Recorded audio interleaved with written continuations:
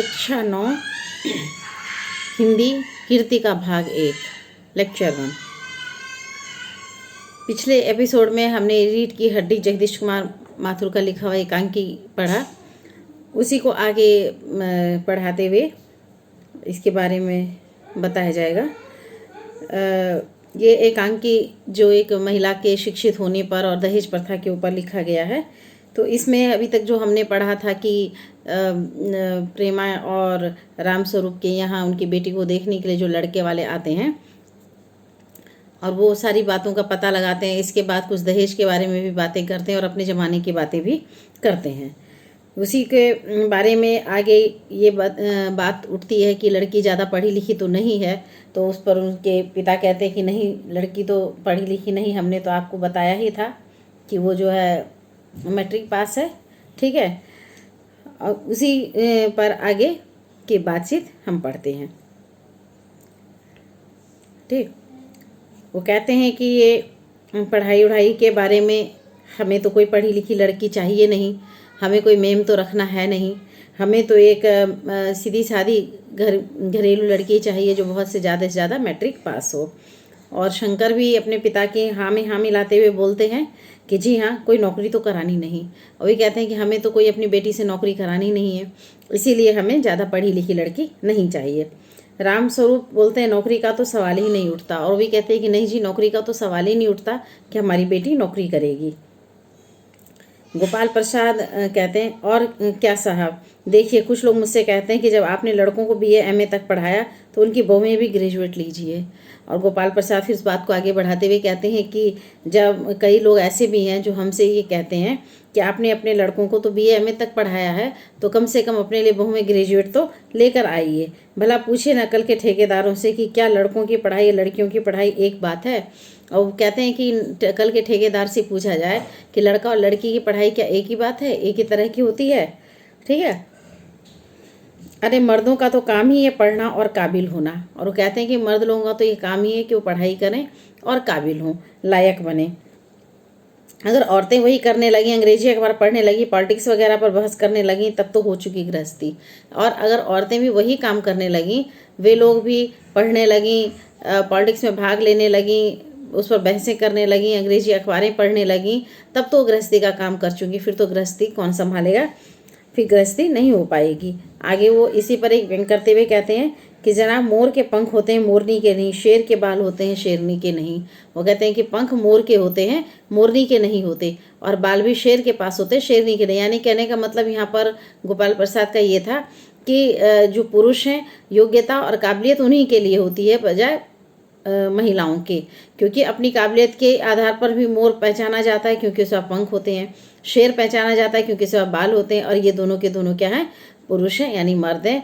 और इस तरह जो उनमें मादा हैं उनके पास ये योग्यता नहीं होती। तो इसीलिए योग्यता का अधिकार सिर्फ लड़कों के पास है, लड़कियों के पास नहीं होना चाहिए। राम स्वरूप इसी को बात को आगे बढ़ाते हुए कहते हैं कि मर्द की दाढ़ी होती है औरत की नहीं। हाँ, ये तो बात सही है कि दाढ़ी भी तो मर्द की होती है, औरत की दाढ़ी तो नहीं होती। और उसी पर सब हंसते हैं। गोपाल प्रसाद कहते हैं हाँ, वो भी सही। कहने का मतलब है कि कुछ बातें दुनिया में ऐसी हैं जो सिर्फ मर्दों के लिए है, और ऊंची तालीम भी ऐसी चीज़ों में से एक है। और वो कहते हैं कि हाँ, ये बात तो सही है, मगर मेरे कहने का तो मतलब एक ही है कि कुछ चीज़ें ऐसी हैं जो सिर्फ मर्दों के लिए, जिस पर औरतों का कोई अधिकार नहीं, और ऊंची तालीम भी उसमें से एक, यानी उच्च शिक्षा यानी ज़्यादा पढ़ा लिखा होना, ये भी मर्दों के लिए ही है, महिलाओं के लिए नहीं है। राम स्वरूप शंकर से चाय और लीजिए। शंकर कहते हैं धन्यवाद, पी चुका। राम स्वरूप गोपाल प्रसाद से आप। गोपाल प्रसाद कहते साहब बस अब ख़त्म ही कीजिए।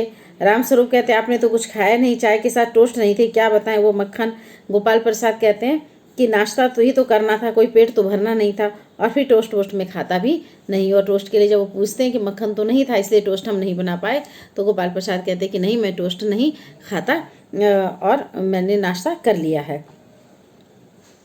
राम स्वरूप मेज को एक तरफ से सरका देते, फिर अंदर की तरफ दरवाजे की तरफ मुंह करके जोर से बोलते हैं, अरे जरा पान भिजवा देना। सिगरेट मंगवाऊं क्या? गोपाल प्रसाद मना करते हैं।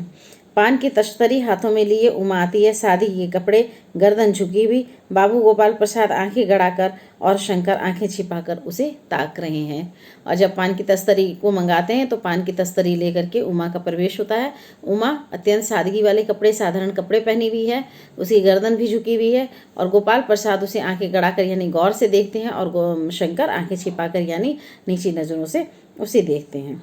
राम स्वरूप कहते हैं, हाँ यही लड़की आपकी लड़की है, लाओ बेटी पान मुझे दो। उमा पान की तस्तरी अपने पिता को देती है। उस समय उसका चेहरा ऊपर की ओर उठता है और नाक पर रखा सोने की रिम वाला चश्मा दिखता है। बाप बेटा चौंक बैठते हैं और उनके पिता जब पान की तस्तरी अपनी बेटी से मांगते हैं तो उमा अपने पिता को पान की तस्तरी पकड़ाती है और जब उसका सिर ऊपर उठता है तो दोनों बाप बेटे देख करके चौंक जाते हैं कि सोने की रिम वाला फ्रेम वाला चश्मा उसके नाक पर रखा हुआ है।